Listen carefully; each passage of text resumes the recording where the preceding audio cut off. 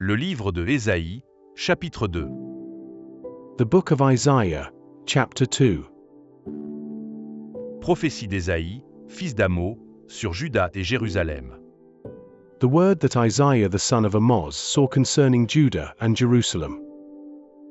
Il arrivera, dans la suite des temps, que la montagne de la maison de l'Éternel sera fondée sur le sommet des montagnes, qu'elle s'élèvera par-dessus les collines, et que toutes les nations y afflueront.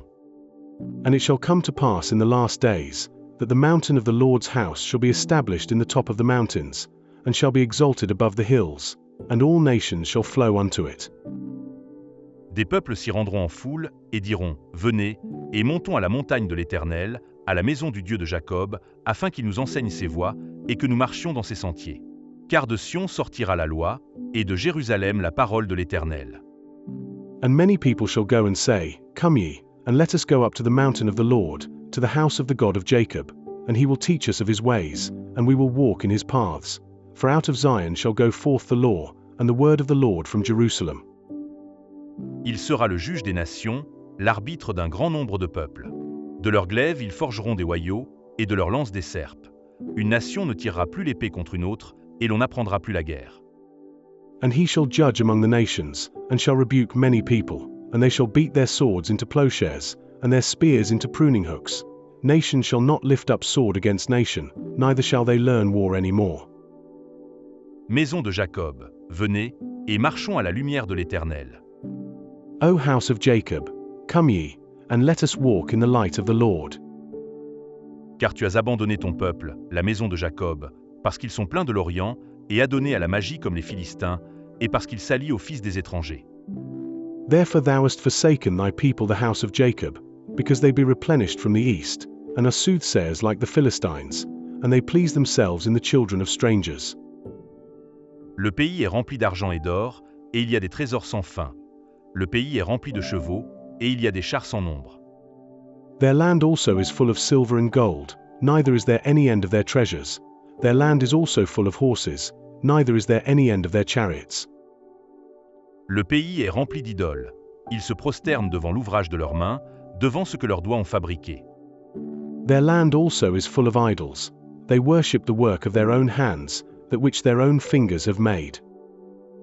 Les petits seront abattus, et les grands seront abaissés. Tu ne leur pardonneras point. And the mean man boweth down, and the great man humbleth himself, therefore forgive them not. Entre dans les rochers, et cache-toi dans la poussière, pour éviter la terreur de l'Éternel et l'éclat de sa majesté. Enter into the rock, and hide thee in the dust, for fear of the Lord, and for the glory of his majesty.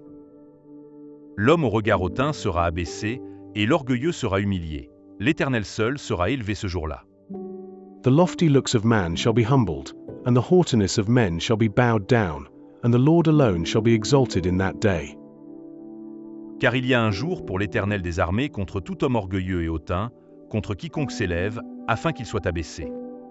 For the day of the Lord of hosts shall be upon every one that is proud and lofty, and upon every one that is lifted up, and he shall be brought low. Contre tous les cèdres du Liban, hauts et élevés, et contre tous les chênes de Basan. And upon all the cedars of Lebanon, that are high and lifted up, and upon all the oaks of Bashan. Contre toutes les hautes montagnes, et contre toutes les collines élevées. And upon all the high mountains, and upon all the hills that are lifted up.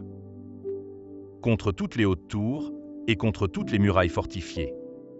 And upon every high tower, and upon every fenced wall. Contre tous les navires de Tarsis, et contre tout ce qui plaît à la vue. And upon all the ships of Tarshish, and upon all pleasant pictures. L'homme orgueilleux sera humilié, et le hautain sera abaissé. L'Éternel seul sera élevé ce jour-là. And the loftiness of man shall be bowed down, and the haughtiness of men shall be made low, and the Lord alone shall be exalted in that day. Toutes les idoles disparaîtront. And the idols he shall utterly abolish. On entrera dans les cavernes des rochers et dans les profondeurs de la poussière, pour éviter la terreur de l'Éternel et l'éclat de sa majesté, quand il se lèvera pour effrayer la terre. And they shall go into the holes of the rocks, and into the caves of the earth, for fear of the Lord, and for the glory of his majesty, when he arriseth to shake terribly the earth. En ce jour, Les hommes jetteront leurs idoles d'argent et leurs idoles d'or, qu'ils s'étaient faites pour les adorer, aux rats et aux chauves-souris. In that day a man shall cast his idols of silver, and his idols of gold, which they made each one for himself to worship, to the moles and to the bats. Et ils entreront dans les fentes des rochers et dans les creux des pierres, pour éviter la terreur de l'Éternel et l'éclat de sa majesté, quand il se lèvera pour effrayer la terre. To go into the clefts of the rocks, and into the tops of the ragged rocks, for fear of the Lord, and for the glory of his majesty, when he ariseth to shake terribly the earth. Cessez de vous confier en l'homme, dans les narines duquel il n'y a qu'un souffle. Car de quelle valeur est-il? Cease ye from man, whose breath is in his nostrils, for wherein is he to be accounted of?